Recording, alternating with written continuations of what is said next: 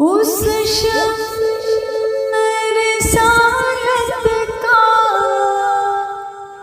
پروانہ ہے ہر کوئی۔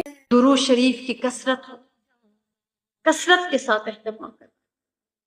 پیارے رسول صلی اللہ علیہ وسلم نے فرمایا کہ جس نے دن کے وقت 10 مرتبہ مجھ پر درود پڑھا، صبح کے وقت اور شام کے وقت 10 مرتبہ درود پڑھا، میں قیامت کے دن اس کی سفارش کروں گا، میری سفارش کے بغیر وہ جنت میں نہیں جائے۔ اتنی بڑی بات۔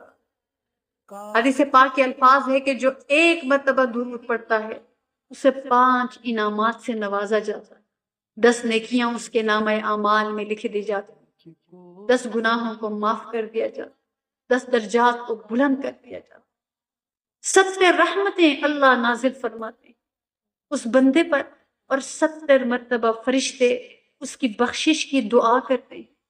جو زیادہ رحمتیں چاہتا ہے وہ زیادہ درود پڑھ لیا کرے، اور جو رحمتوں سے محروم ہوتا ہے وہی یہ کام نہیں کرتا۔